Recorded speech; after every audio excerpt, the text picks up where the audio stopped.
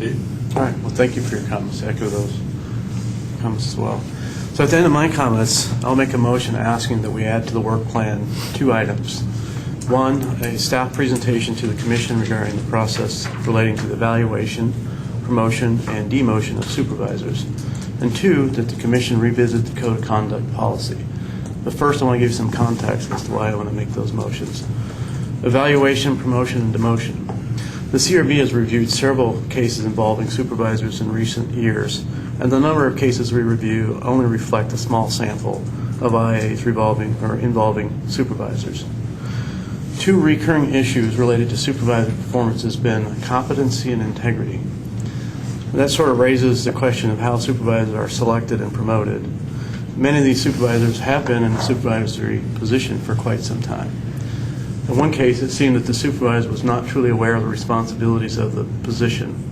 A natural question arises whether supervisors are receiving sufficient training and or clear expectations relating to their position. Are we holding these supervisors to a different standard? Could there be more consistency? Are there clear policies and guidelines? The CRB has reviewed at least one case recently where officers have openly questioned whether they would obey an order from a particular supervisor, which is concerning. Are evaluations occurring on a regular basis so that employees know how they are doing? How are performance evaluations included as part of a promotional process? If any employee is demoted, how is that demotion weighted in a later promotion process? We have seen demotions and then promotions of the same employee right away. At least 2 cases regarding demotion involve competency concerns, which raises questions regarding the promotion process. As to the Code of Conduct, there are concerns with multiple sections. For example, integrity, and I'm going to read what this policy says. Public demands your complete integrity.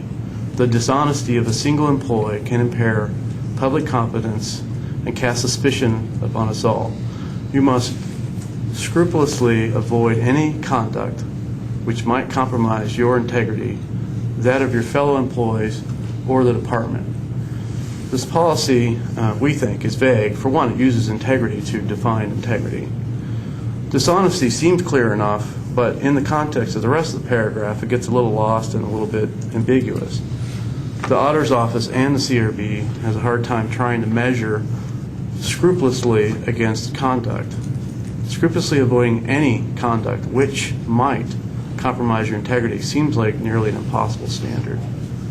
It seems like in practice, dishonesty is a specific instance, whereas integrity might be doing something that's not quite right, but not necessarily dishonest. The CRB thinks this policy suffers from being both too broad and too narrow. I think we would want definitions or standards that make what's required of employees clear and reasonable. Truthfulness. This is 1101.12. As an employee, you may not knowingly, recklessly, or negligently convey or provide information which is dishonest, misleading, or a misrepresentation except as necessary in the course of conducting an investigation. This standard seems overly broad. It includes a negligence conveyance of misleading information. This also seems like a nearly impossible standard. Truthfulness is vital to police work. Policy language should reflect that importance, but also set out a realistic standard that can be enforced. The CRB has had discussions about the standard of recklessness and negligence in conveying misleading information. Personally, I wonder if an arbitrator would uphold a negligence standard on a potential terminable offense. Also, there is nothing addressing the omission of truthful information. The CRB reviewed a case where a supervisor was involved in a failed pit maneuver. He indicated that the suspect sort of hit him and he sort of hit the suspect, but it was clear that the supervisor attempted to pit, that he attempted to pit, so he intentionally hit the suspect. The board thought the supervisor's statements were less than dishonest, but was at least negligent under this definition and the facts of the case. It seems doubtful that command would uphold negligence finding, considering it's connected to truthfulness, as finding less than truthful could have major career implications. So if the negligence standard is too low, then it should be adjusted so that the policy can be consistently and objectively enforced. Either we raise the standard or we change the affect. Why not have a policy that will actually be enforced? A couple other sections, immoral conduct. Whose morals? Why is it titled this way? Goals seem admirable, but how can this ever be enforced? There's no real definition of what equates to immoral conduct. Insubordination. CRB has seen cases where behavior seems insubordinate but was not upheld. The policy language should reflect an actual standard for sustaining insubordination complaint. So generally, if employees see standards that as impossible to meet, then it's likely the policies will not be followed. They'll likely be ignored. So sorry for kind of long-winded comments here, but I would like to make this motion. I'd move that the commission add to the work plan, 1, a staff presentation to the commission regarding the process relating to evaluation, promotion, and demotion of supervisors, and 2, that the commission revisit the code of conduct policy. Could do one motion at a time. I can separate them out. So the first one. Mind, it just makes it easier for us. Sure. So first motion would be the staff presentation to the commission regarding process relating to the evaluation, promotion, and demotion of supervisors. Okay. You have a second? Second. Sorry. So, okay, so we have a motion and a second, so we'll open it up for discussion. So we'll go through discussion. You want to start out? Yeah, I agree with many of the things you said, and I would just say that it seems like the joint meeting with the CRB in November might be a good time to discuss it and hear that presentation. So, logistically. Any other discussion from anybody on the motion?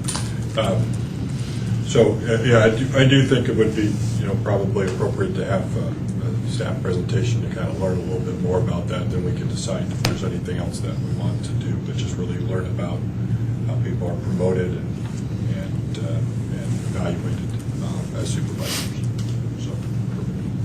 Okay. So all those in favor? Aye. That's everyone. And all those against? Perfect. So do you want to do your second motion? Sure. I would move that the commission revisit the code of conduct policy.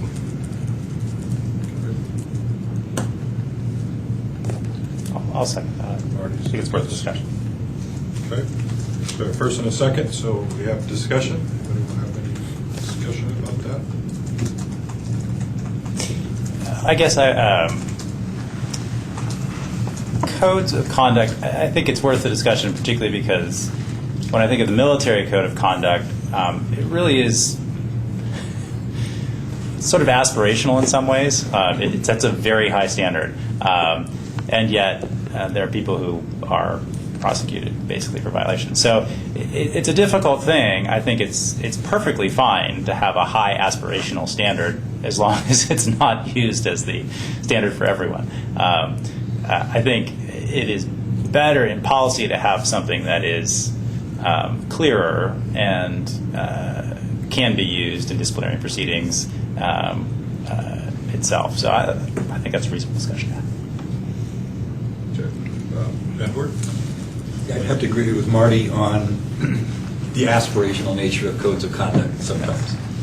I'm concerned to hear that anyone in the CRB would look at the existing code and think that it was unenforceable, unclear, and so on, because I don't know how you could do your job with that being the state of affairs.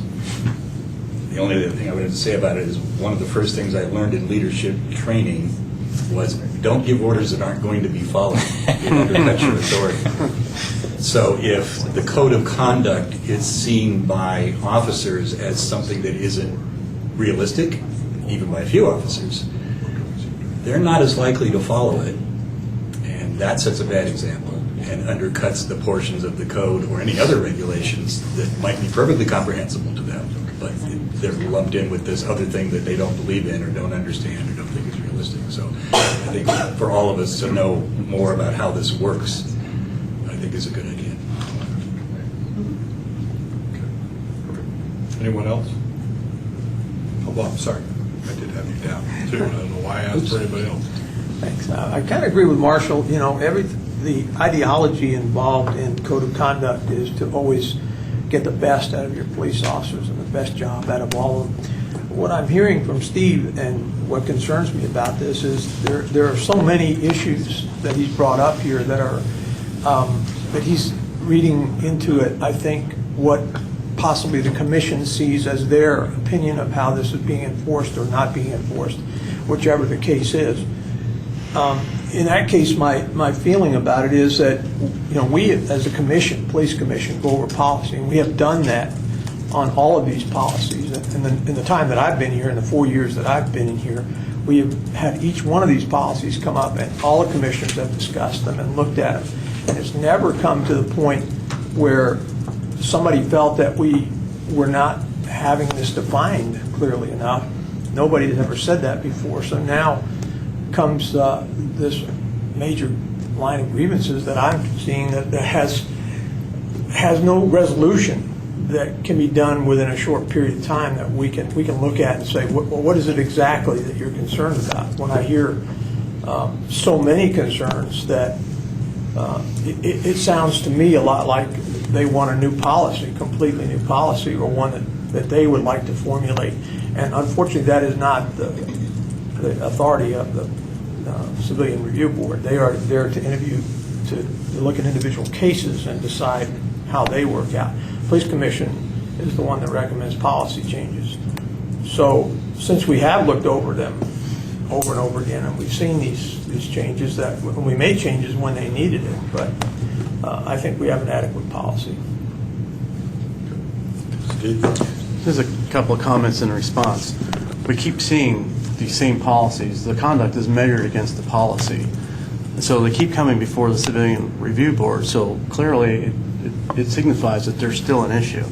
And I'm not asking, the CRP is not asking for a wholesale change. I think we're asking to clarify a few things. Like, as I read the dishonesty or the integrity policy, it really gets muddled when it's so broad when you use the terms, you must scrupulously avoid any conduct which might compromise. That's basically the entire universe. I mean, to me, we should narrow the scope so that people don't keep, running afoul of this policy. Either we're going to have it, something that's, we can apply to conduct, or we need to change it.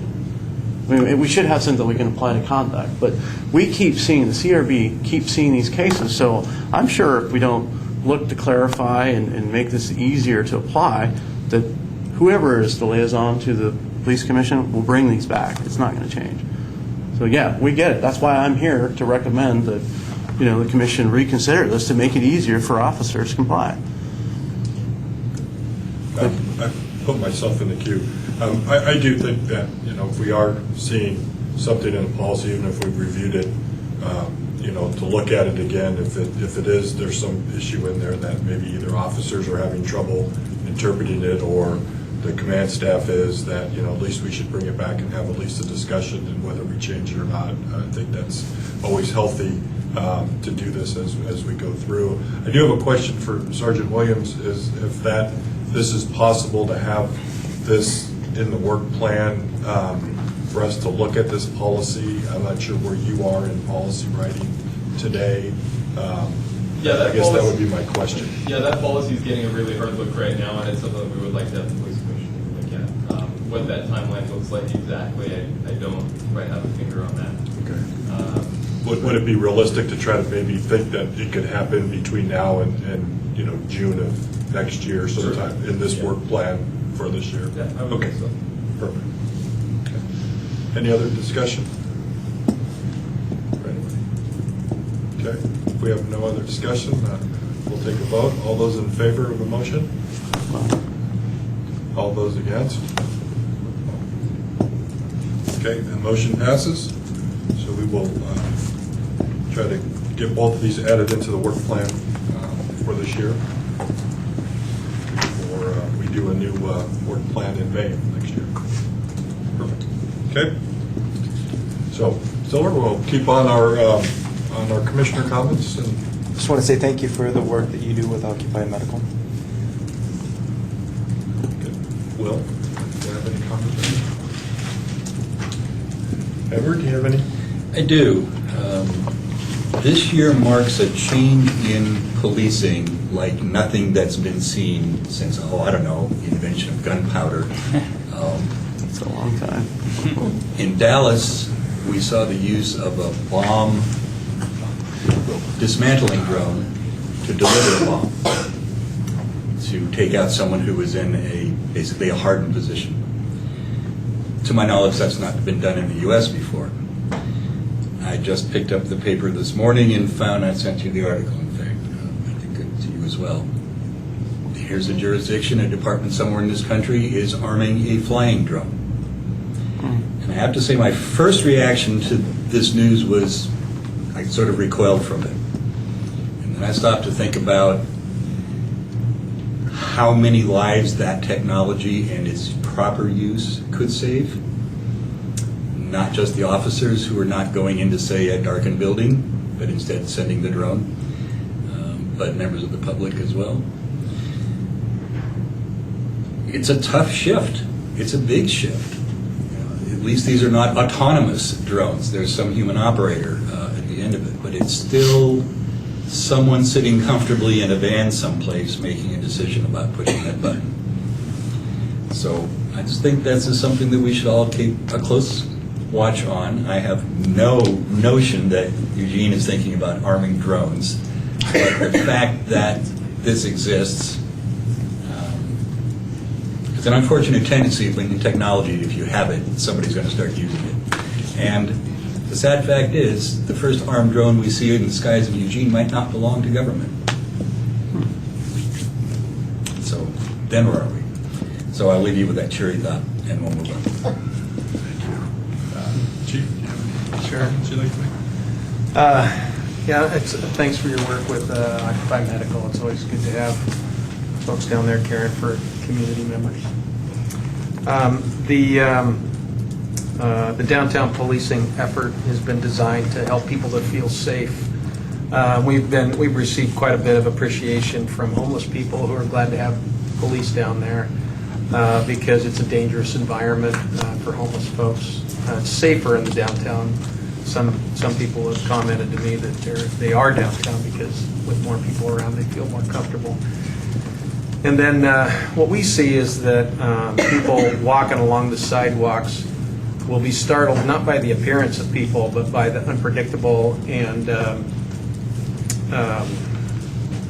aggressive behavior of people that enter their space, which isn't normal, isn't typical in our community or in society. And so we have police down there along Broadway and in the park so that everyone can feel safe and comfortable.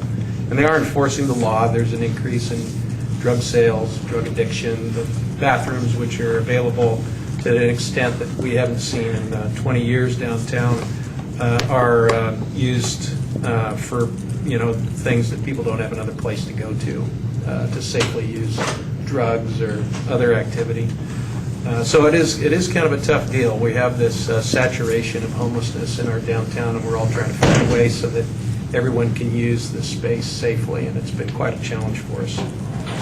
I think I get the interest in being conservative with the Commission's time when it comes to which policies review, but I think the Code of Conduct is a good one. I'm glad everybody voted to do that because Steve identified exactly the policies that are tricky, and it'll be nice to give those some clarity for everybody.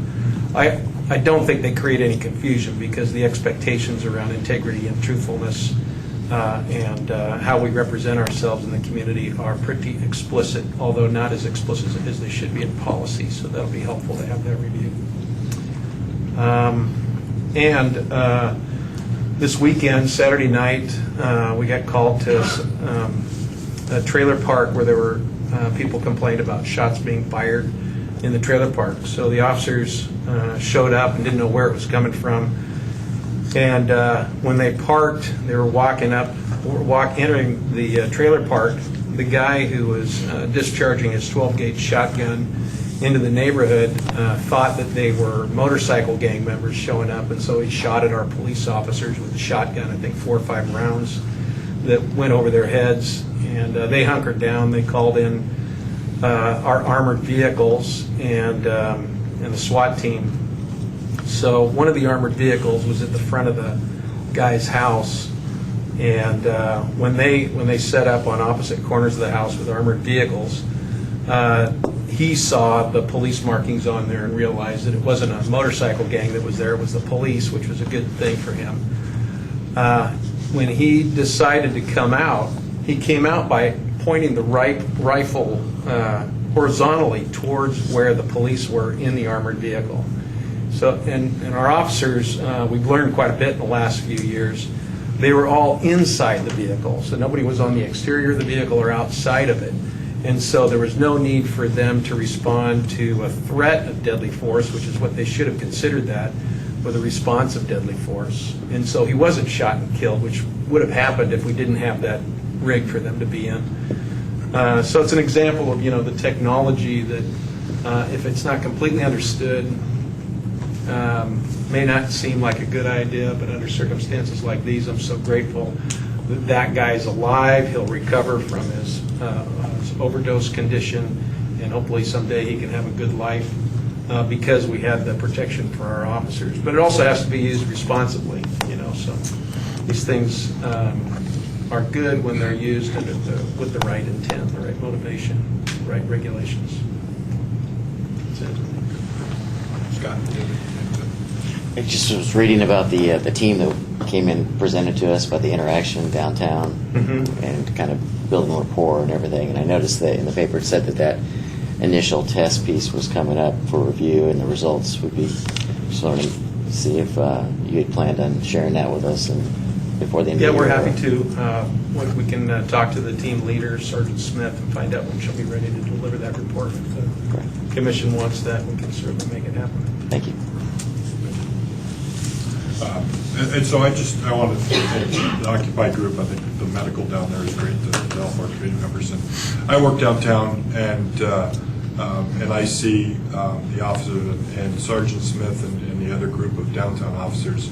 They are really doing a really good job of approaching people, being polite, respectful, calling cahoots. I mean, I've really starting to get people help down there, and it's not an enforcement of trying to scare people away or doing that, but they're actually just trying to talk to people and find out what they're needing, what they're doing, and which is a very positive piece down there. And it does I think it makes everybody. And the chief mentioned about the homeless feeling safer down there, and I do visit with them from time to time when I'm down there, and there are a lot that say that they feel safer down there because there are a lot of elements that they don't want to be around that are in that population that do that. So I think they're doing a good job, and it'll be great to see the results that they have from this first set. But everything I see, it does look like it's getting better. So good. Okay. Marty started. So moving on to the approval of July minutes. Anybody have any comments on the minutes?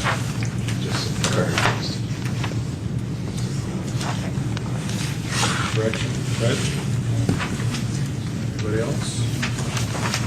I'd love to entertain a motion if anybody has any comments or corrections on it. Second, Steve. Any discussion on them? Not. All those in favor?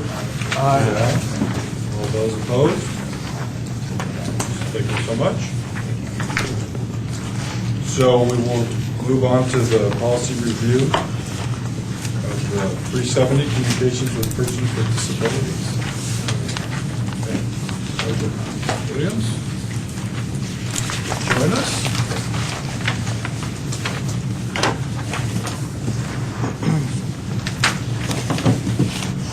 Hello. How you doing tonight?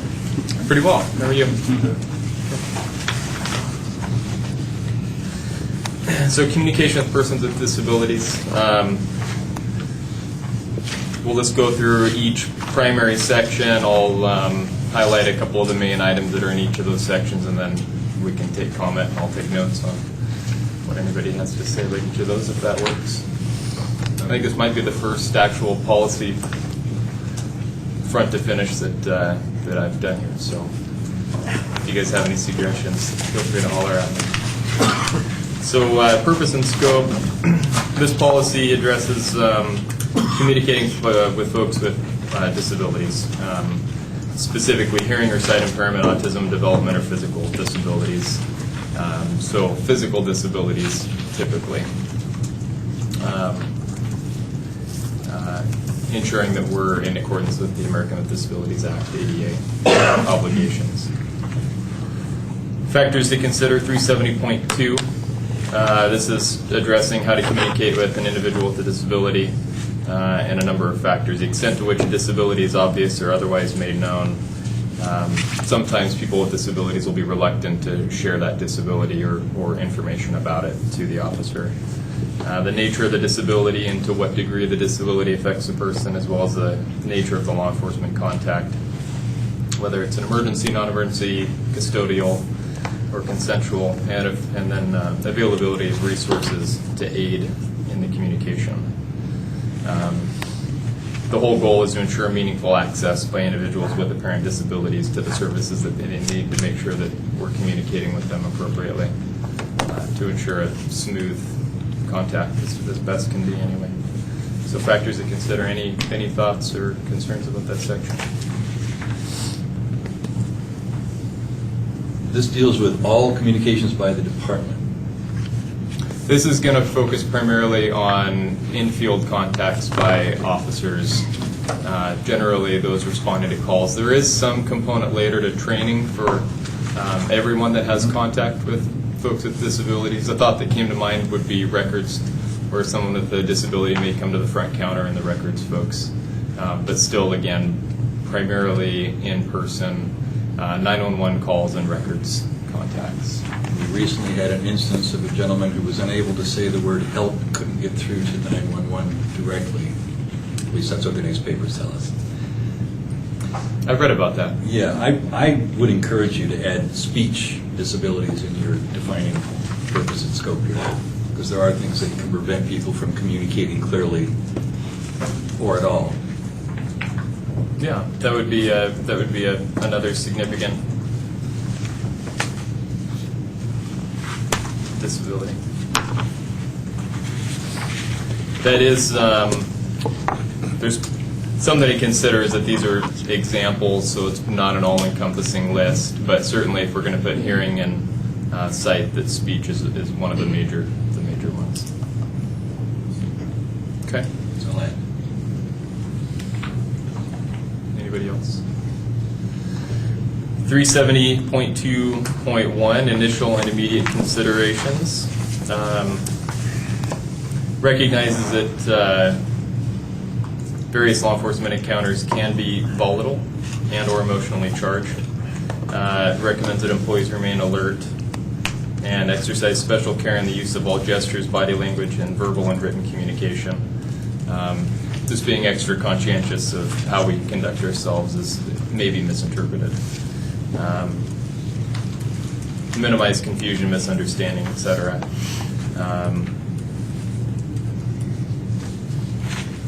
And then there's a note referring to policy 418, setting an appropriate environment for effective communication. 418 is the mental health response policy, which there's some discussion about whether or not this policy would encroach on mental health as a disability. We really have a policy that covers interacting with those with mental health. And so this is really focusing on physical disabilities primarily.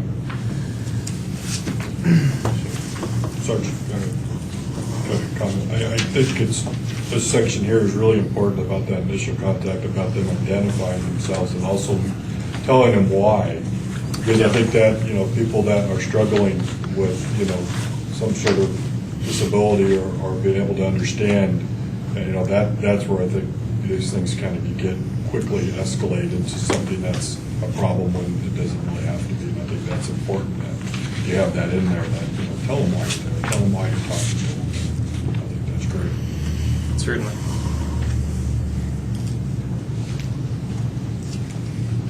And the example is telling a sight-impaired person that you are the police so that they know who you are and what you're doing. 370.3, types of assistance available.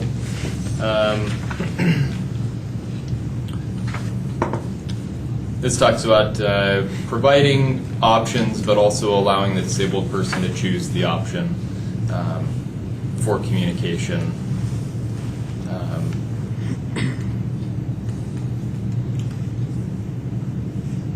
Some of these are a little bit difficult to summarize, so I've struggled with that as they're fairly complex. Essentially that, making sure that the individuals have the ability to choose an option should they want to, and then that we document the type of communication utilized during the report. And this section has a bunch of subsections, so we'll roll through those slowly. Edward has a question. Quick question, just for the benefit of some of the commissioners who may not have seen this in action. These types of assistance will include everything from a third-party translator service on the phone to point at the problem on a laminated card. There's any number of things that can get past anything from language barrier to a comprehension barrier.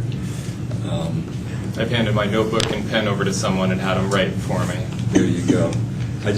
I wonder if there might not be some use to putting some of those examples into this types of assistance.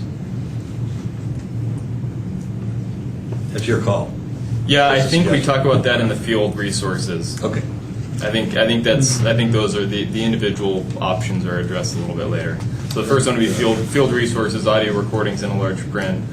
So under field services, we have hand gestures, sign language, written communication, facing an individual so that they can read lips if it's someone who has difficulty with hearing, speaking slowly and clearly.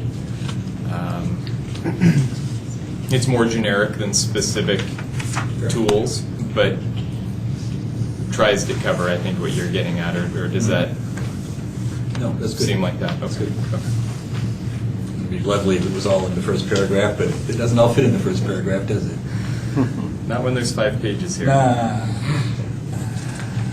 So any other comments or thoughts on field resources?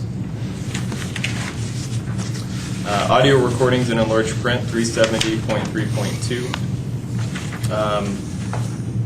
And that talks about the department at times developing audio recordings or officers reading aloud documentation as needed in order to ensure that the person understands what they're looking at. 370.3.3 telephone interpreter services. Central Link Communications maintains a list of qualified interpreter services. They can be contacted if needed. If needed, of course, we'll get those rolling as soon as we can. Language line is for languages is probably the most common one that we use. But I know at times we've utilized them for getting other experts to help.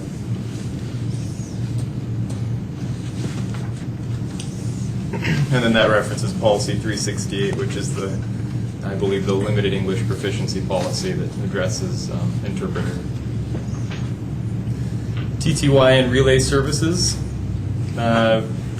just states that we have to give people an opportunity to use that equipment if that's what's necessary. Bob, Yeah. comment or I have a question? At the old station, they had a room where TTY was available for people that could come in and do that were hard of hearing or either hearing impaired in some way. Do you know if that's available here at the counter now? I am not aware. I don't know. Okay. And do you know if communications still uses TTY, or have they converted to text messaging through their phones system, or?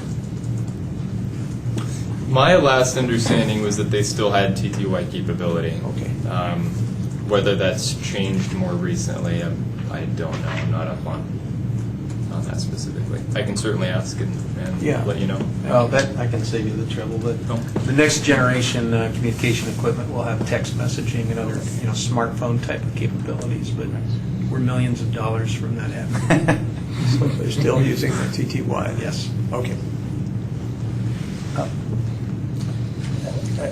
On the issue of, I just bring this up, I'm not sure if it would be part of a separate policy regarding custodial interrogations, but there has been some press about the admissibility of admissions by a subject without the presence of a certified translator. It was an officer who had some Spanish but was not certified in any way. And so I'm not sure that this policy is the right place for it, but we might want to look at it and make sure we feel comfortable with it. Sure. The admissibility of admissions. Well, you know, seems reasonable, right? You want to make sure that people understood what was being asked and Yeah. what was being answered. But it's sort of come up again in the legal setting, so Got it. it's worth taking a look. Yeah, I'm aware of a case where there was some follow-up interviews done in order to ensure that there was no language barrier issues. So Sure. As you said, this certainly- one's addressed more to the field, so I'm Yeah. not saying this is a place for it, but we should probably make sure that when we get into a more serious investigation or a custodial interview, we're thinking about it. Yeah. Edward has a question. Go on. Yeah, this one's kind of a tricky one. There are apps on smartphones that deal with language barriers, that deal with people who cannot speak but can type something and then have the device speak for them, with translating software. And all of that might come into play, not necessarily just with the disabled person, but with just any communication difficulty. But you kind of don't want somebody in the field reaching into their pocket for their smartphone when they have no way of telling the officer that's what they're doing. And I could see that ending badly. So I sort of wonder if there might not be a place in here to address the fact that if the subject is choosing their own form of communication, and their form of communication is the phone in their pocket, there needs to be some proper procedure for the officers to assess the safety of that situation, the intent of that person, while still dealing with the fact that they're reaching for the means to communicate. So I don't know where that fits in here, but I think that it bears paying some attention to, because I can see that going badly south very quickly. Leave it to you to figure out where it might go, but you might want to expand that section on, the citizen can pick their means of communication, and leave us not taser them while they're doing it. Well, officer safety is going to trump anything in here. And generally, if we're at the point where we're choosing communication or getting equipment, then that's a situation or a point where the scene has been made safe, one way or another. One might hope. And so I would. It's an interesting perspective, which is why it's nice to have your guys' perspective, because for me, that's already been, when I look at this policy, that safety component has already been established. Okay. And so from my side of it, so it's an interesting part to look at it, or direction to see it from, that would be a concern. So Thank you. yeah.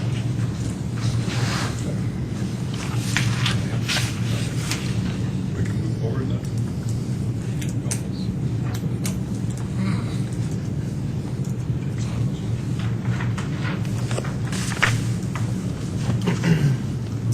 370.3.5 community volunteers talks about using community volunteers when they're available and some of the different places where you may be able to source those volunteers that can help. Those that may be able to provide different services such as sign language interpreting. 370.3.6 family and friends of disabled or impaired individual.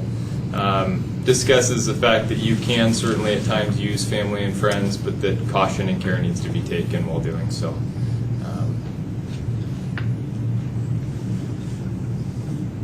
370.3.7 personal advocates and advocacy organizations. Just talks that some folks may have a personal advocate that can help, and something to think about. And then the 211lane.org that may be able to help find an advocate for someone that can help, that can assist. 370.4 contact situations and reporting.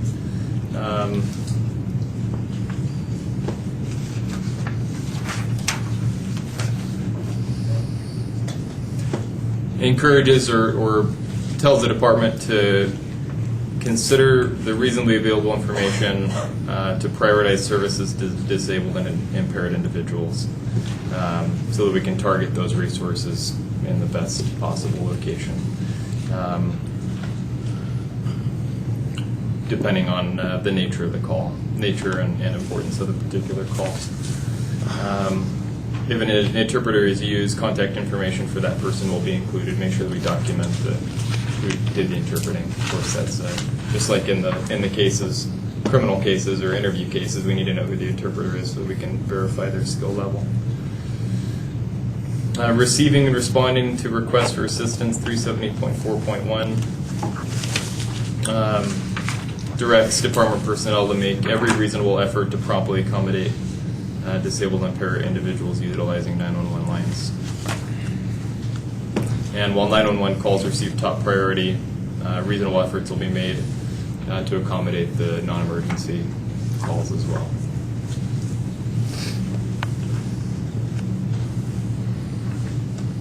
.4.2 custodial interrogations and bookings. In order to ensure the rights of all disabled and impaired individuals the rights of all disabled and impaired individuals are protected. We'll put a high priority on providing reasonable communication assistance. So in this policy we talk about, or in this section, we'll make every effort to accurately and effectively communicate, and then consider alternatives to standard procedure as officer safety allows, as that's the primary thing that trumps all. But making accommodations such as handcuffing somebody in front who needs to use their hands to communicate, whether it's written, note, or sign. Being aware of communication impediments in order to work through the questioning that needs to take place, particularly medical screening questions. And then to allow communication aids and disability aids as needed, such as hearing aids, automated speaking devices, allowing people to maintain those while they're in the booking process to ensure that we get accurate information, but also allowing them to use their wheelchairs, canes, crutches, and if we remove those items, that we need to make a reasonable alternative to help them continue to get around. It's kind of a long section. Any thoughts or concerns about any of those?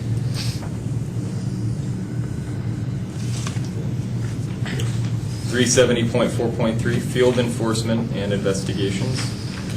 Field enforcement is usually traffic stops, pedestrian stops, serving warrants, restraining orders, crowd control traffic, and other routine field contacts, and those that may involve disabled or impaired individuals. Again, tells us that it's important to effectively communicate the reason for the contact, the need for the information, and the meaning or consequences of any enforcement that may take place. When any of the contact employees should ensure that the person is oriented and not left in a potentially confusing or hazardous situation. So communicating well even when communication is difficult, and then making sure that the person is on their feet once you leave them. 370.4.4 community outreach. Community outreach programs and other services offered by this department have become increasingly recognized as important to the ultimate success of more traditional law enforcement duties. The department will continue to work with community groups, businesses, neighborhoods, etc., to ensure that we're providing the best service available. And then training, 370.5, the department will provide periodic training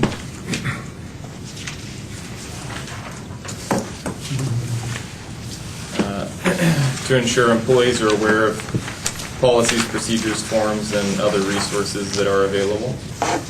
To employees who have contact with the public.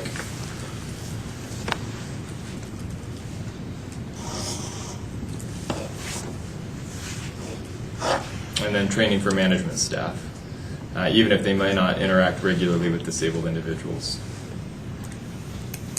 And that's in order to ensure that they remain fully aware of and understand the policy so they can reinforce its appearance and ensure its implementation by staff. Anybody have any other comments for Dr. Lance? So I see the policy has a 2009 date. Did you make changes to this policy? Did I make changes? I have not. No. Okay. All right. Well, that kind of answers my question. I was wondering if any of the groups that might, or the subject of the policy, have been consulted with their unique perspective. Like, Yeah, I don't know the history of this policy, how it was written, or what process it underwent. It is due for review. As you noted, it's an 09, it's out of date, and it hasn't been reviewed yet. That looked pretty good to me, frankly. I was wondering if there had been lawsuits that have come up since this was written, since it was 2009, that prompt you to think maybe this is not covering something, or does it seem to be working in that sense? You know. I'm not aware of anything, but the chief might be better at No, I think, responding to that. I think the history of the policy, in fact, I don't think this, I remember it pretty clearly. Someone wrote a complaint about a contact they had with a police officer at an event where police had been hired for security. And they wrote the letter to the Weekly, and the auditor's office turned that into a complaint, internal affairs complaint that was investigated. And then we realized through that we didn't have a policy like this, so this was developed. And it was reviewed by the city attorney's office. I don't remember that other groups were involved in providing input. No, I don't believe that happened. But I don't think we've ever had. I don't remember a lawsuit out of this kind of interaction. Yeah, on that note, I think it would be useful to take our own advice, I guess, in sending it out to some interested parties. I mean, I guess it looks good to me, but I don't know what I don't know. What came to mind as useful places to start were 4J and the Education Service District. I know we have the school resource officers and stuff are going to be, but those are going to be folks who deal with kids who have special needs and might also be able to tell us what other groups we should be talking to. As a suggestion. That's a good idea. Edward?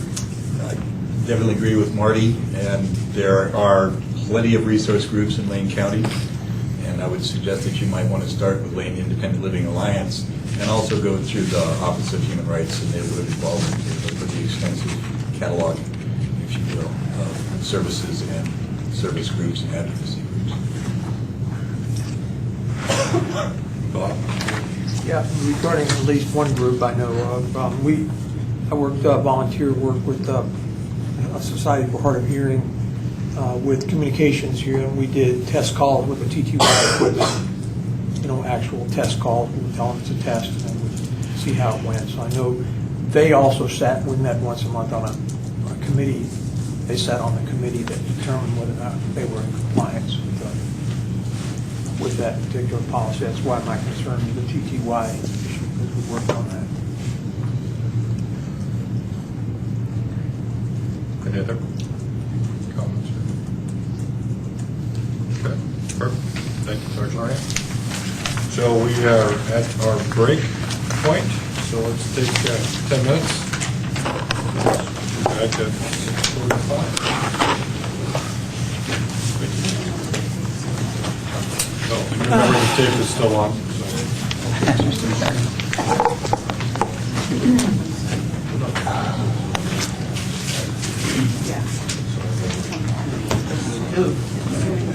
Second meeting for you, right? Yeah. You guys were on the phone last Yeah, time. we were on the phone. Oh, yeah. I'm glad I can call in now, but it's hard. It is. Are you going to be running for 4J? Probably not. I'm starting to develop an interest list of people, everybody thinks we're like, some evil overlord and we sort people out, but it's mostly like you figure out who's interested and then you kind of get people talking and, they often self-select like, oh, well, somebody else is running. They're much better than I am, so. I mean, I'm interested. Yeah, are you? Good, good. But it was really contingent on you, right? No. Because there's only 2 spots. Yeah. Well, more on that later. But yeah, there are 2 spots. I know, and the 2 aren't running. I'd be glad really would like to see more minority representation. People with kids. People with kids, people with younger kids. I love that people are volunteering, but it came down to there was an allocation issue earlier this year about class size in elementary school versus high school, and I was like, look, Jennifer Geller, who I like as a friend, I was like, you're complaining about how your kid was in a 40 or 50 kid IB class. That's the size IB needs to be, I mean, honestly, those kids are doing okay. They can get by in a class like that. It's the kids who are, don't speak English yet, or are having trouble reading, or have learning disabilities that need the more resources, and they're just not getting it. And it's like the classic education versus prison spending dilemma. That it's better spent in education, right? You have to spend some in prisons, but the other concern that I have is it's county-wide. Right? I mean, that's school board. Yeah, I mean, you have to run throughout the city, throughout all of it. Well, yeah, it's got a weird boundary. It's not actually contiguous with. It's not countywide. It's the city, and the city up to the river. I have to look at the boundaries because Bethel's a different one. And Bethel's actually a lot more like Springfield in terms of their demographics. Ours is kind of strange, but we really do. We have 2 rich schools and 2 poor schools in terms of high schools, right? And and so all the advocates are from the South region, but have a meeting with they're all very liberal, except when it comes to allocating resources to the poor schools that aren't South. Let's speak. Let's talk. If we have time. No, I certainly support you in that. I don't know. We haven't. Now's a good time to actually go to a few meetings, get a feel for it. They can be brutal. It's long. 2 a month. They're 2 a month. I think they tend to get appointed. Well, I don't know. You'd have to look at their policies about whether they get appointed on budget and equity, or budget or equity, or neither. So there's additional meetings, and some of the meetings are long. So just logistically, sometimes it can be challenging. But I'm not trying to discourage you. I just know what you're getting into. Now's a good time because the issues are. I haven't heard of a lot of hot issues, so you'll get a feeling for the routine. Get back into shape again.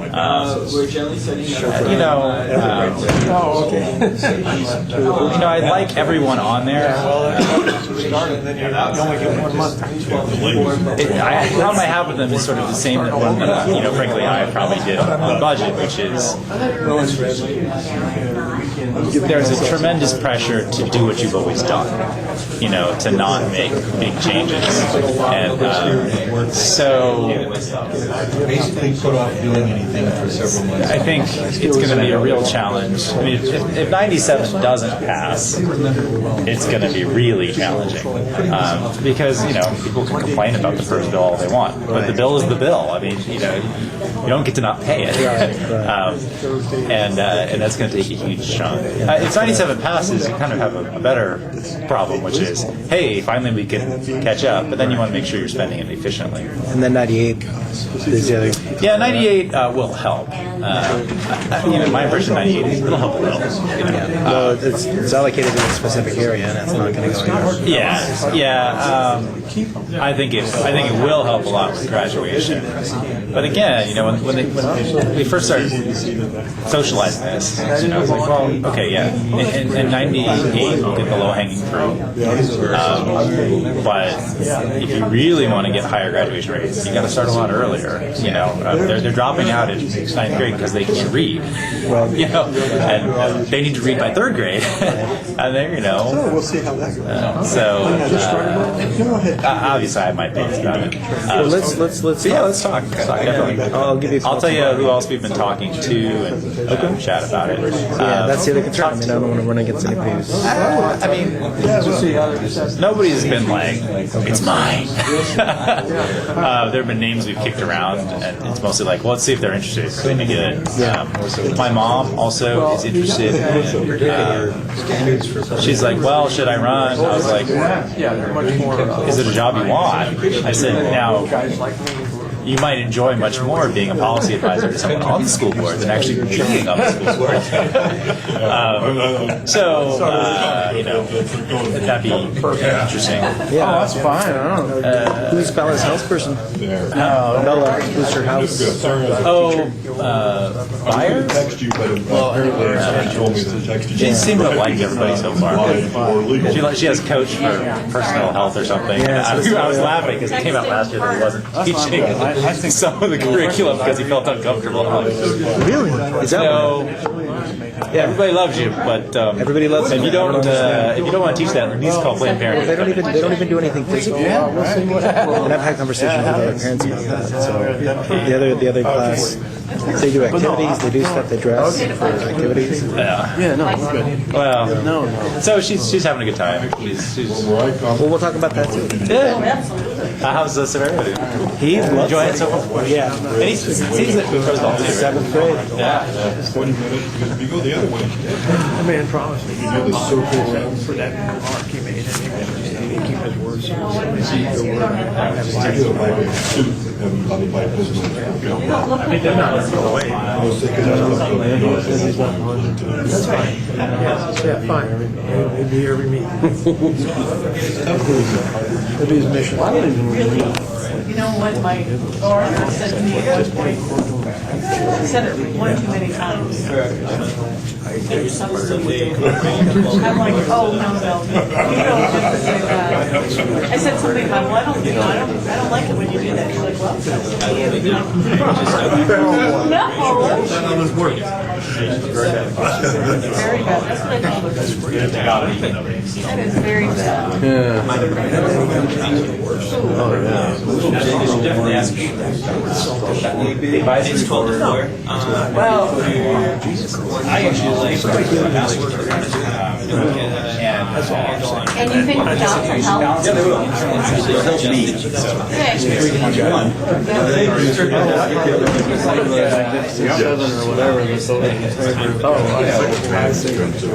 One of my sources was not getting people in.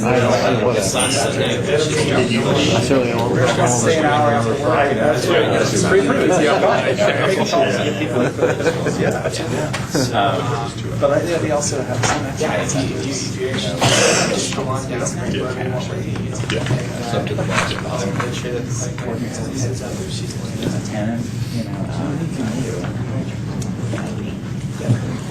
I grew up for it. It's a full-time job.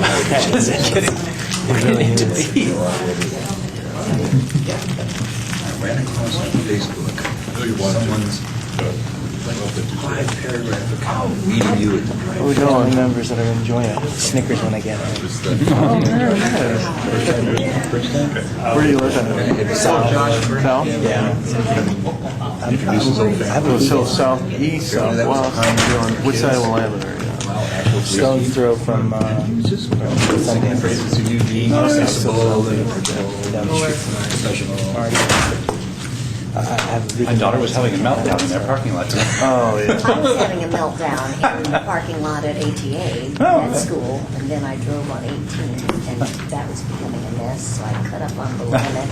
I was going to go down 24th, I remember Roosevelt was there, I was like, oh, my.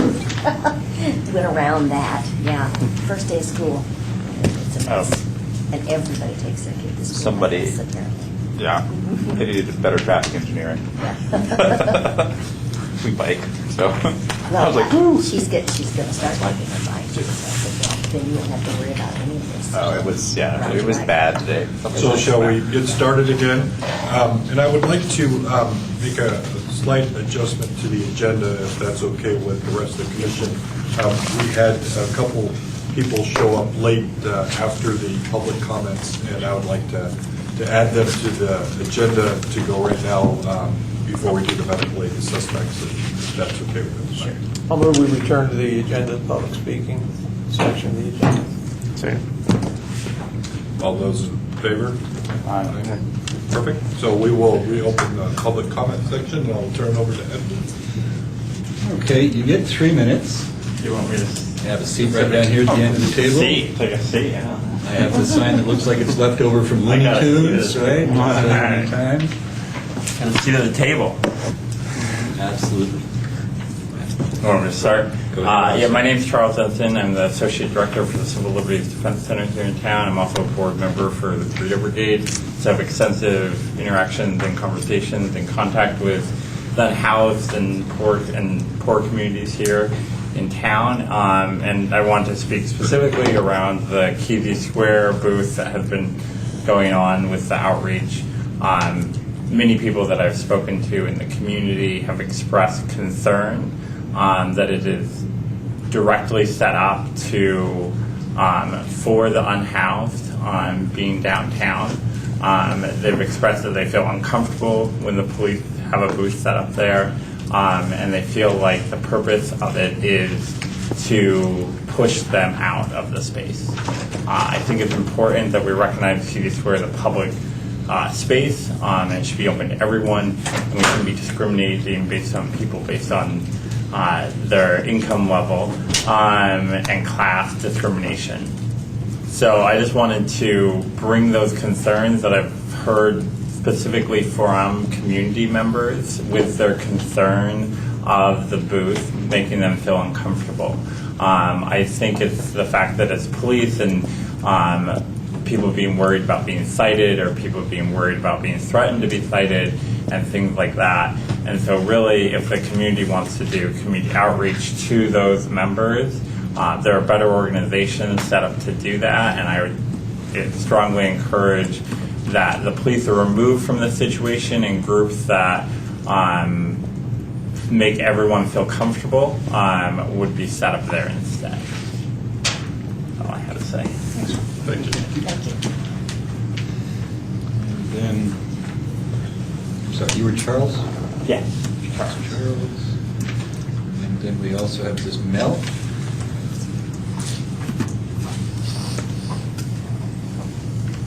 Obviously wasn't able to be here at the beginning, but I do have some concerns with the new task force dealing with the homeless population. I've been down in the homeless community for about 4 years now. I'm completely on my own, just dealing with people. But the things that I've been hearing have been pretty opposite of what has been kind of portrayed in the news. So it's concerning that it's kind of one-sided articles. I think that the things I've observed for myself and heard have been more harassing, kind of demeaning, segregating type of behaviors. And what the task force says to be, like supporting and helping get people off the street, because I would be 100% behind that, but what I've witnessed hasn't been that. So that's concerning to me. I have a girl she's a small girl, who was getting attacked in an alley and came out of there, very upset, and was approached by a police officer and said, "Hey, what's wrong?" And she said, "I was just attacked, they stole my stuff." And his response to her was, "Well, you shouldn't have been there at that time anyway." So, that's really concerning to me when these kids are trying to reach out for help and that's the response that they're getting. That's concerning. And the general feeling is that it's been more of a pushing people out and not actually helping people. I do have to say, though, within the last couple weeks, I've heard one lady who's been down, she's been down there for a long time, and she was approached by an officer, and he's like, "Well, what's your plan for today? What are you doing to better yourself?" And really sat and talked with her about what her options were, and was going to look into some things further for her options. And I haven't heard back from that, so I don't know how that ended up, but I was happy to hear that. I was happy to hear that kind of contact. But from what I've been hearing from the homeless community and what I've been seeing myself, it's not the case. And I think the approach needs to be worked on.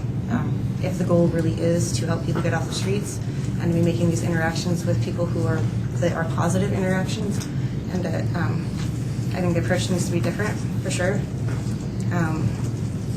And I really liked what Charles said about having like the groups of people who the homeless actually feel comfortable with coming in, and maybe making a bigger presence than the police. That, I mean, when these homeless people are confronted by a police officer under whatever circumstances, there is a certain level of fear.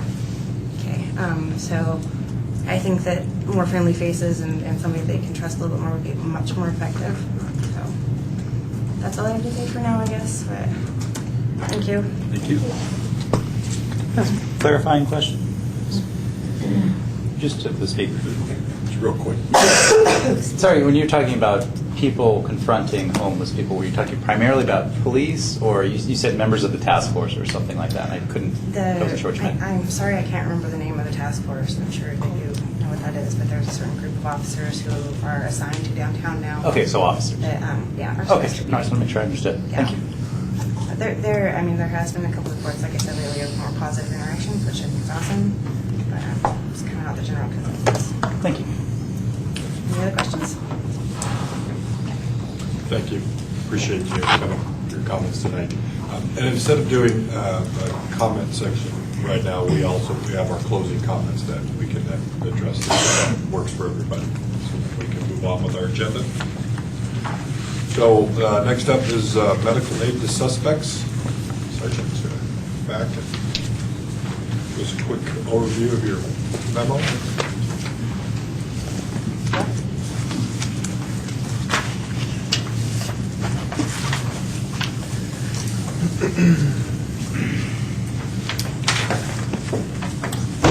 So there was a question brought up about the policy concerning rendering medical aid to individuals.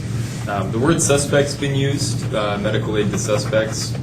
I think the discussion is probably greater than suspects and really rendering aid to anybody at the police, which is why I titled it just rendering medical aid. So that's a distinction I think that's important.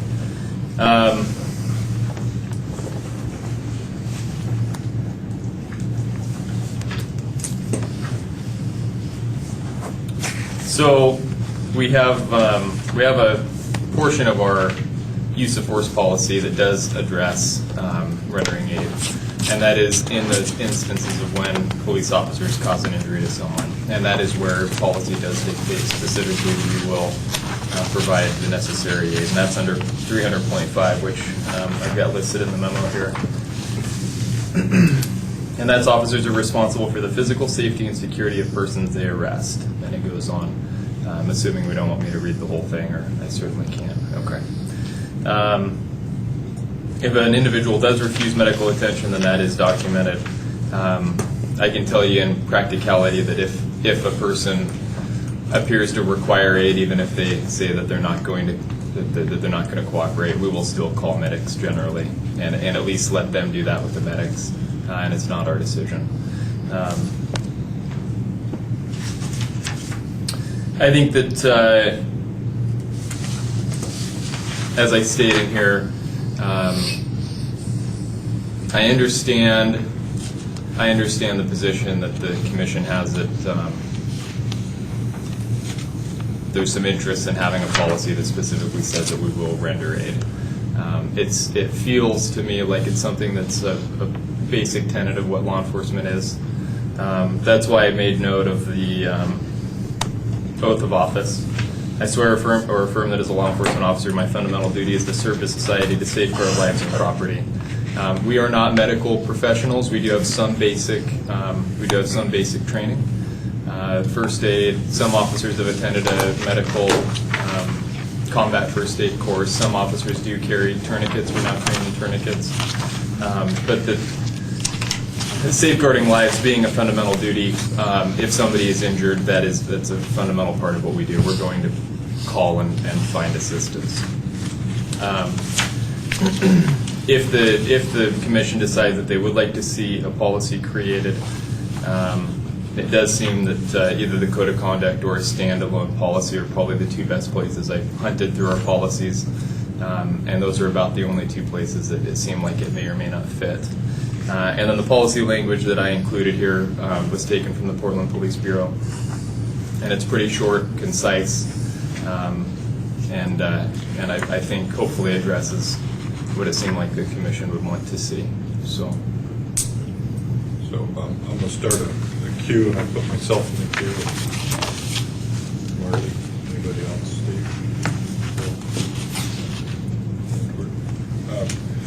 And so I put myself in the first. I was one of the commissioners that at a work plan asked for this policy to be or this topic to be looked at. And I want to explain a little bit. At least my thinking is that in the last few years, there's been some national news where suspects, and that's where I was leaning towards, that had either had been shot or something had happened to them, by officers, and they show them on the news laying there, and the officer's just standing there doing nothing, waiting for the paramedics or somebody to arrive.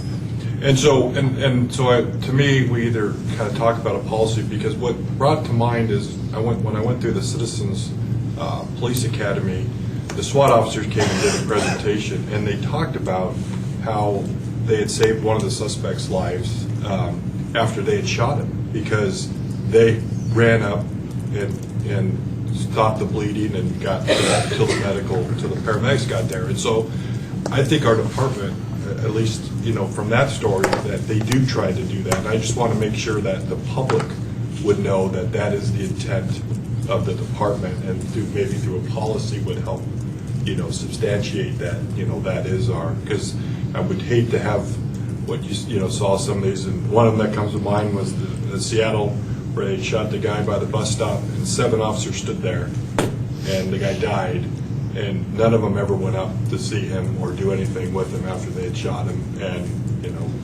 so even though maybe they couldn't have done anything, it was just the year that picture was in my mind, that they were just standing there. So I think that was my intent, at least, and as we talked through that. So just to start the conversation with that. So we go to Marty. Just a couple of thoughts. I think it'd be fine to have a policy that stated the general principle, whether it's good conduct. I guess we're going to talk about that anyway. But I think it's important to have an affirmative statement of the duty. I think it's also reasonable as a lawyer from a risk management standpoint to say, but if you're not qualified to do these things, here are the reasonable limits we put on it. So I'd be fine with that in general order, or however they want to handle that. But I think both things are reasonable to have and good to have. Okay. Steve? So this is one that actually the Civilian Review Board has some interest in as well, so I can share some of the cases that we reviewed that kind of led us to wanting to have a discussion about this. So I can, the general, what would you say, starting in the general order or something like that? I think one can argue that different types of injuries wouldn't necessarily equal safeguarding a life. So I'm not sure that, you can interpret that differently. But this is one, I said the Civilian Review Board has reviewed a number of cases where treatment of injuries were not always consistent and standards may be helpful. And I'll just give you some examples. I recall there was a case where a suspect was in cuff city and he was banging his head in the plexiglass while in the backseat of a patrol car. So they took him out of the car and then he smashed his head into the ground, which caused additional injuries. There was, maybe some guidance around how you should handle somebody that's smashing their head in the plexiglass, or when to remove them from the car. Another case, there was a person that was handcuffed and took off and ran headfirst into a pole. Another case where a woman was dozing off in the back car and she was highly intoxicated. Should the officer have checked on her to see if she was okay? We've seen effects of pepper spray. Should they receive water or some sort of way to flush it out as soon as practical after they're in, under control or in control? I think this person, didn't receive any of that treatment until they were transported. It was pretty painful to watch the ICD on that. What about post-taser protocol? Could there be some guidance around that, for example? And here's kind of a question for you. I don't know, is there first responder immunity in rendering aid? I don't know the answer to that, whether officers receive any of that kind of immunity, but just a general question. So I would support more guidance rendering medical aid. I think having a policy is better than not having a policy. And I think below, like Sergeant Williams, A through F is a really good start. I'm a little bit confused about section F specifically. I'm wondering if we're thinking that a person in distress will have to ask for emergency assistance when they're in an emergency, or is that something we've determined? So I'm not sure about F there. Whether it's standalone or in code of conduct, I'd be okay with certainly command making that decision, but sometimes it's easier if it's not buried in another lengthy policy and it's standalone. Would be my only thought on that, but I'm a little confused about that. Those would be my comments. Thank you. Can I respond to that question, or should I wait? No, go ahead. That's noting that the officers made the request for emergency assistance at the earliest time they're able to. So calling for medics as quickly as they can, as soon as they can. Thank you. Will and then Edward. I was just concerned about first responder immunity or the lack of it, because you can't count on all officers being equally trained in medical matters. And so I was just interested in what the situation would be for officers in that case. I don't know the answer at all. I don't know that I have a 100% clear answer either. Chief, is that something that you're aware of? About the immunity? What our Yeah, level of but- immunity is? yeah. I don't know, but you can't be certified as a police officer without being first aid and CPR certified, so that might seem That's something. redundant to have that in a policy. Yeah. Everybody should be, in order to maintain your certification. But whether we can be held, I'm assuming by the immunity, whether or not officers can be held liable for not rendering aid if they don't, or for rendering it liable for if they something- render improper aid, Where something bad happens. as a result of their attempted aid. We could, and if we develop a policy, we We'd could have- definitely have the city attorney's office track that down. And I have Edward and Scott. I see your point about some of this being inherent in the code of conduct, in the officer's oath, but the public doesn't see that. So you've been in government work long enough to know that it is not enough just to do good, you have to be seen to do good. And I don't mean that in a sense of taking credit for it, but people don't have a good picture of what goes on inside this building, for instance, or at a police action that they're not at. So I see the wisdom of having this explicitly stated somewhere, almost more for the public's sake than for the officers. I think it's important that the officers know, perhaps not word for word, but at least in a general way, as you've lined out here, what's expected of them beyond the fact that they carry out their oath. But I think it's perhaps more important for the public to be really clear on this. Does that make sense? Certainly, yeah. Go, Scott. To Steve's points, if, say, a taser's employed, what's the protocol immediately thereafter now? Would they have been checked out by medical personnel There's afterwards? Or? specific language in the TASER policy, and I believe also in the OC policy. I'd have to look at it again, but my recollection is that there are, well, I'm sure there is for the TASER, but then for OC as well, I think, that addresses giving aid when it's reasonably possible to do so. And there is an order of events for responding to TASER.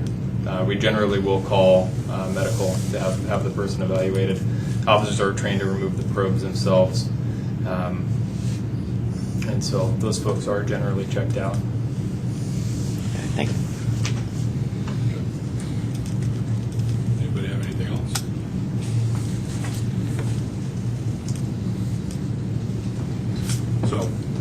So I'm not sure if we want to look at a policy or if that could possibly be in. I think it's something that we need to figure out, or maybe come back with a recommendation from the chief, whether that's something that they think is needed or just added to a policy or something. So Maybe we could just request that, well, the chief's going to be looking at the code of conduct, I'm sure, anyway, because we're going to talk about it presumably in November, but whatever we do. And I guess we could say if we want to talk about it as part of that, that could work. And if the chief decides he'd prefer a separate policy, we could talk about it after that point. But I don't want to put him on the spot right now. In your research, Kyle, did you find other police agencies with policies on this subject? I did a search through IACPNet, which includes agencies from all over the U.S., and there were very few. Portland was one of the very few that had anything that was had any sort of a specific policy about it.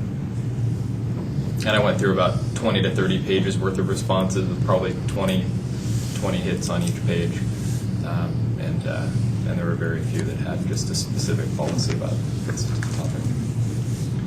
Yeah, I think it would be a good idea. It seems to me, I haven't given it much thought, to consolidate the responsibilities that we think the officer should have. If someone is in need of medical attention, following a taser, pepper spray, gunshot, whatever the condition might be. I think it might be a smart thing to do, but I also know that Kyle is trying to get a lot of other critical things done right away.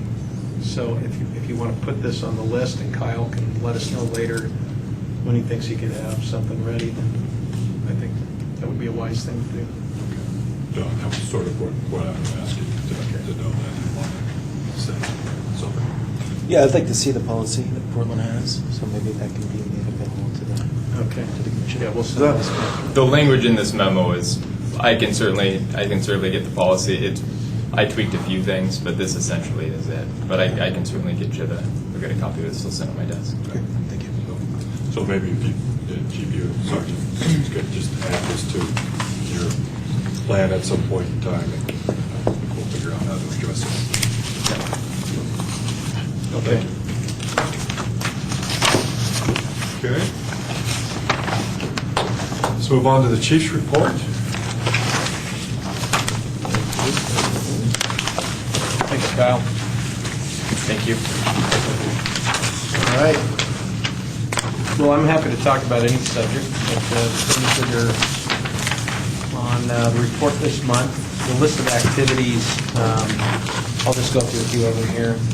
The University of Oregon General Counsel has invited us to participate in these quarterly meetings with the District Attorney's Office, City Attorney, the UOPD, just to talk about the issues that we all have in common.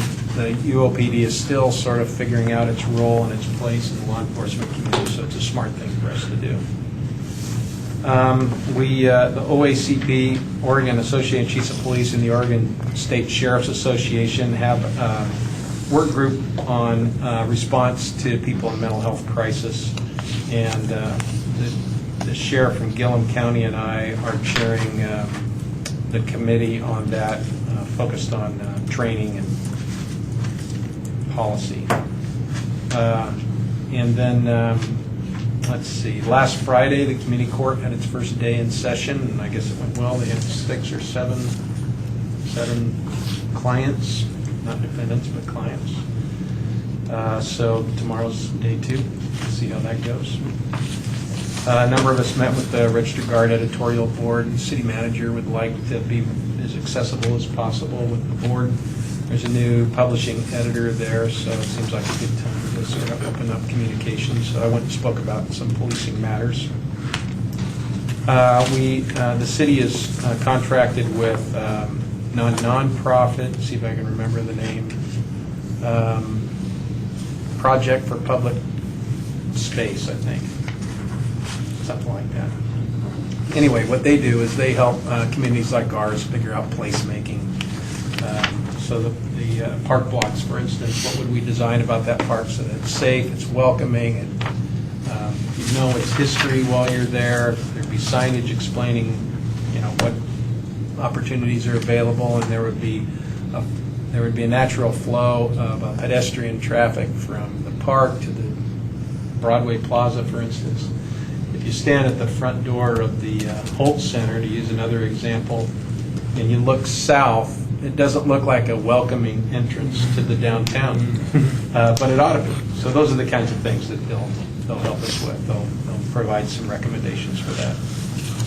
I like to meet with the people at the Oregon Social Learning Center. It's a bunch of scientists and law enforcement and social scientists need to spend more time together, I think, and so they're going to, we kick around ideas. It doesn't always go anywhere, but that's that item.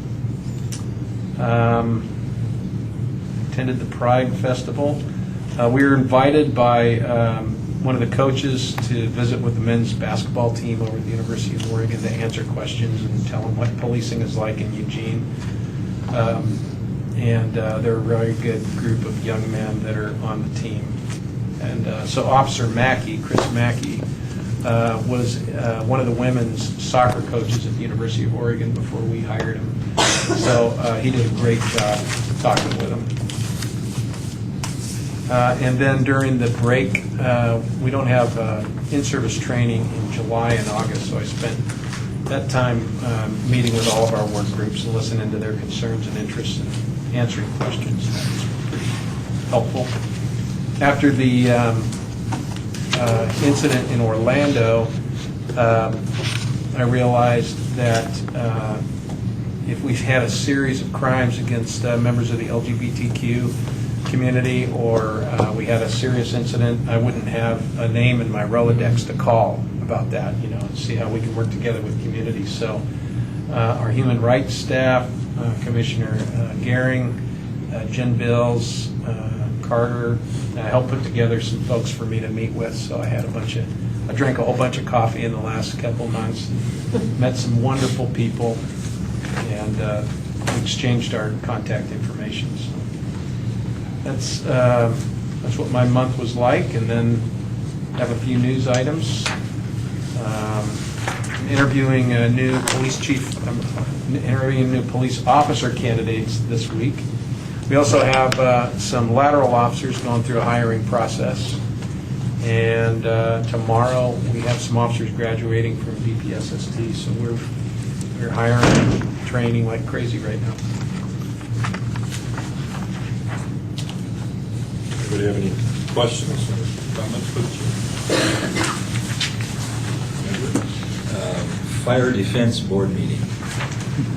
Well, one of the areas in the org chart is the 911 center, and the Communications Center provides dispatch to about 13 or 14 fire departments in Lane County.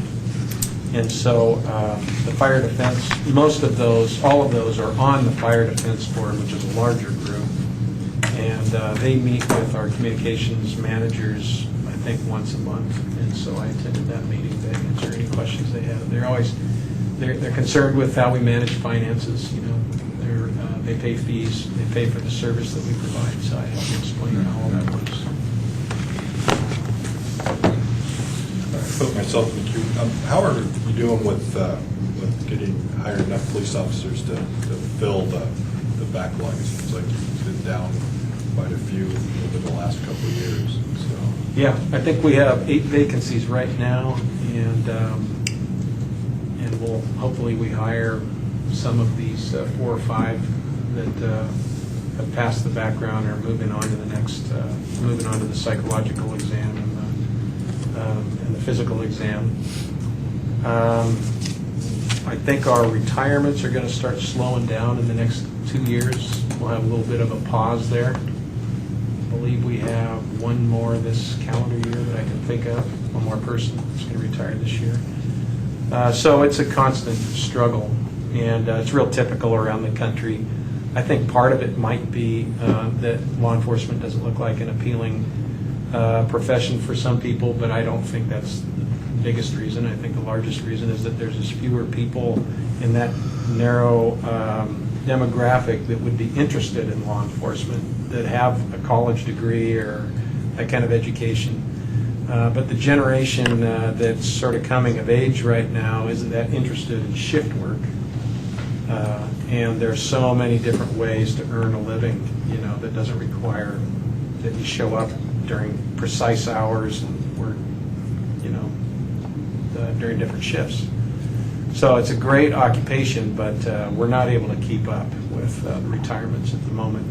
There's about 500 vacancies among the 6,700 police positions in Oregon right now, and 600 officers are eligible to retire this year. So we're all competing, for the same market. And the economy's improving, so people are looking around at different opportunities. Can we just make them all have to work 45 years? Wasn't that what the officer? Randy Ellis. Randy Ellis. Yeah, Can't well, we just that make might have them all- scared a few off.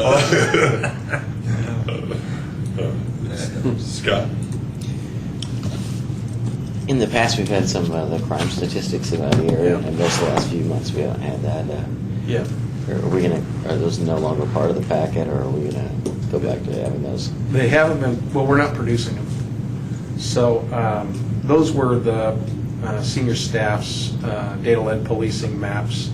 And we've decided to pause on that for a little bit and kind of regroup and refine what it is we want from the crime analysis unit. They're down, I think, 2 positions right now, so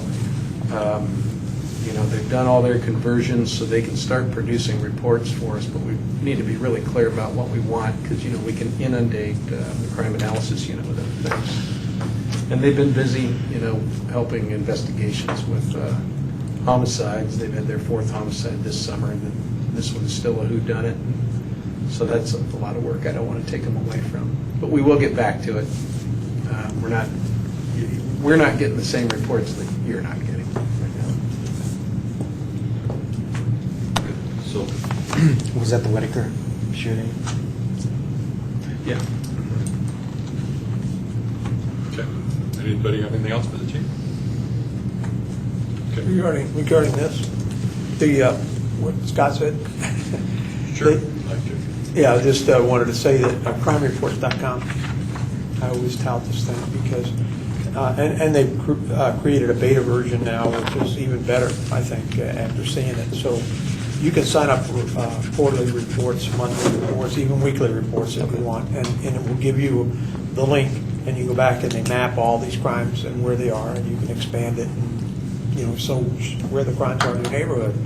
And so I'm real thankful for it. I keep an eye on it to see what's going on, what the trends are. And then we put it on the Friendly Neighborhoods app that we have, so we all talk about it, and everybody's watching for this car that's a Scion that's stealing from people up in the hills. And, but this is good. This is a good thing. The neighbors are looking out for each other and making sure that we're good. So I would suggest that for people who might want that information.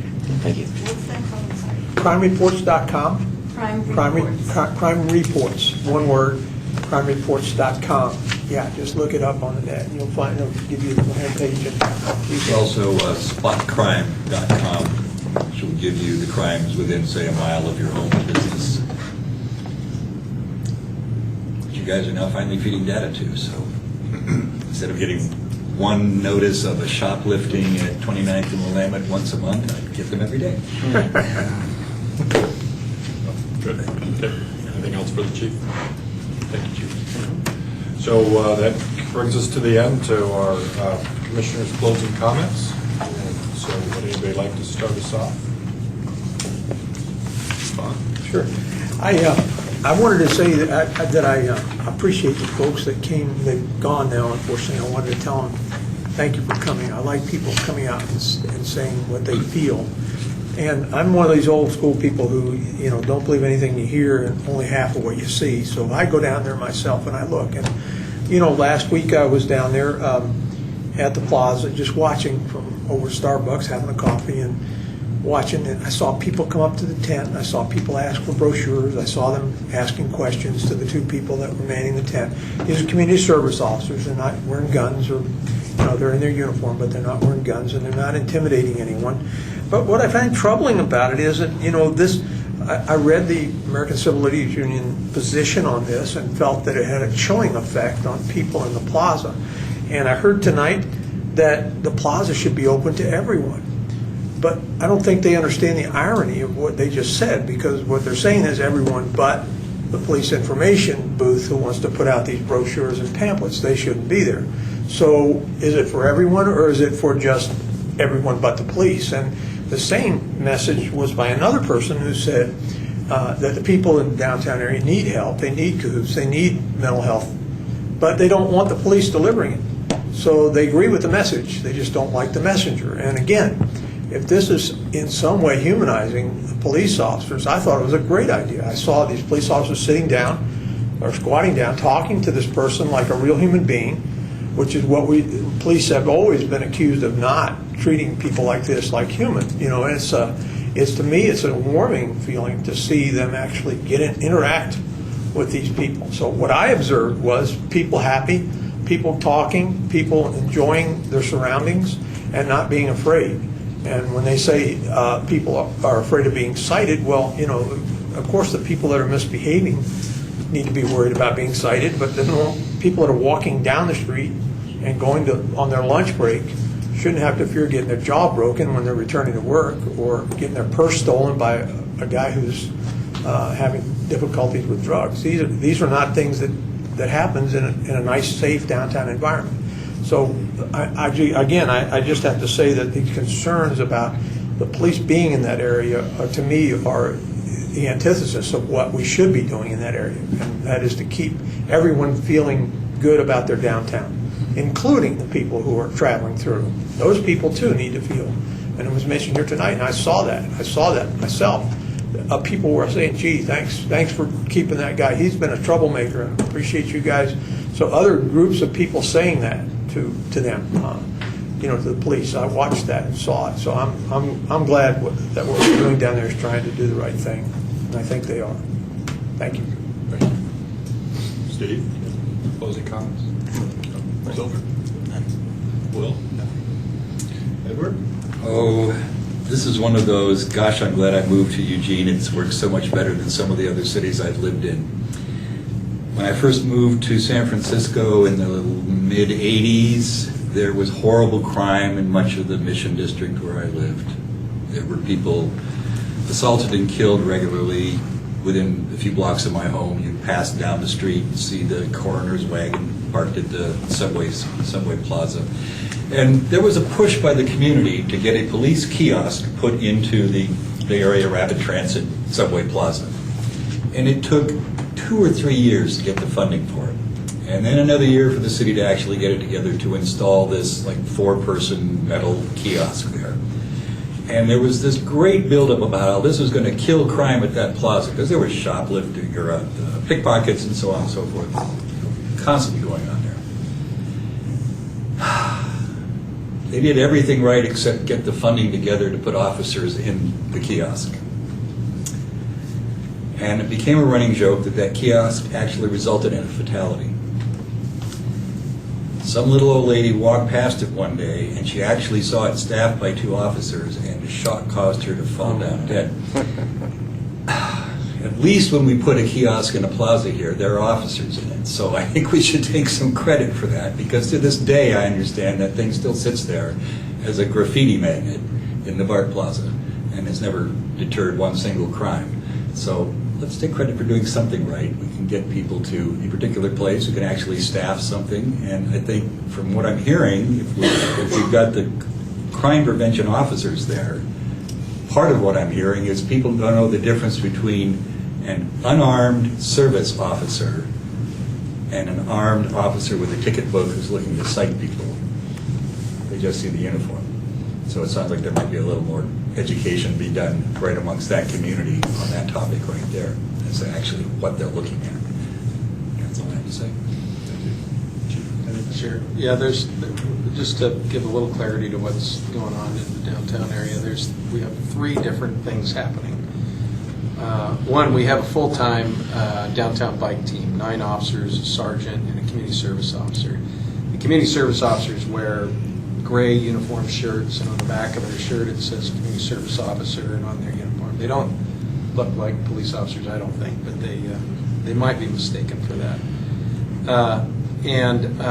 So the 3 efforts are that, number 1, the downtown team is engaged in this CORT effort, Community Outreach and Response Team. And what the officers do during the week is they identify the homeless people whose lives could be improved with the introduction of services and other assistance.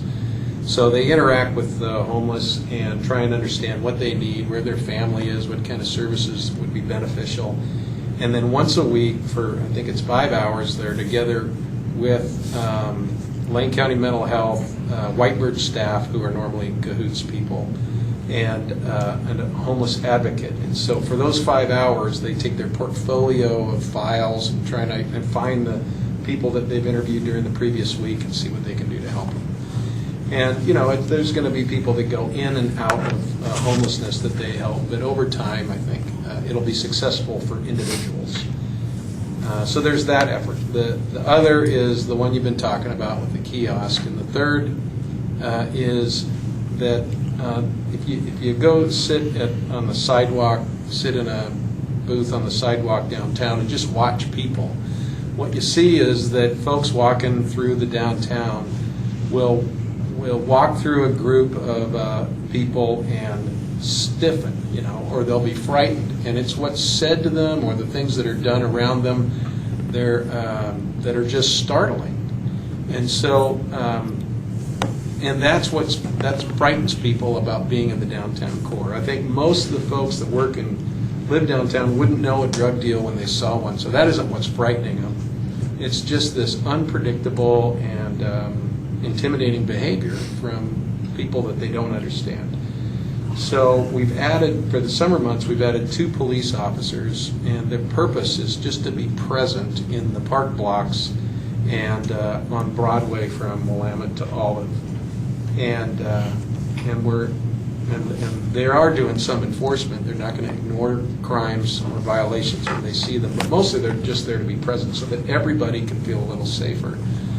And in addition to that, we've made downtown a hot spot, so watch commanders are monitoring the call load, and when they can put officers downtown to walk foot patrol or on Broadway and the park blocks, they are. And boy, we've just been inundated with the expression of gratitude that people have given us. And I know that some folks who live on the street wish that we weren't there because a lot of offenses aren't possible to commit in the presence of a police officer. You can't sleep and cover yourself with a blanket and basically engage in what constitutes illegal camping downtown. So we're asking those folks to move along. There isn't that much enforcement with that, but they don't get to stay there if that's what they're going to do. So that's what the police are doing. And I know not all of that is popular, but it is what's expected of us. And it has made a lot of people feel safer.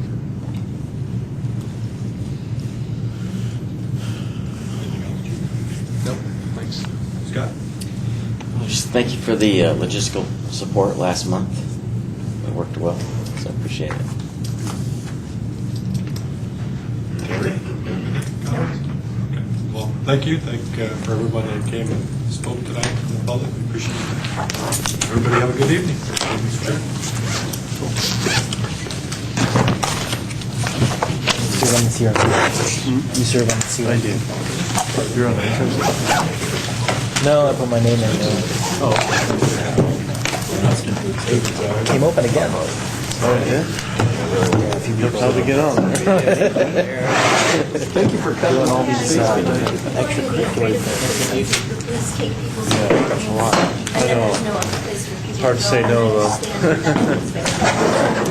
I'll tell you one thing. I know that CRT would love to have more minority contingent. And we ask the city council every year to help with that. And I don't know why it's been such a challenge. But Well, they can't get them all back. So, there's some policy about that. Oh, but I'm showing my bracelet, Terry. Take them in our custody. We put it on a property sheet. I don't know. Oh, I don't know. Because I mean, I actually, we were off and then I was on business. So this Thursday will be my, no, next Some days I Thursday. need it. We're going to be open meetings, so. But yeah, I'm not sure, but I think that I'm telling you. There was a one. Can't see the video now, so.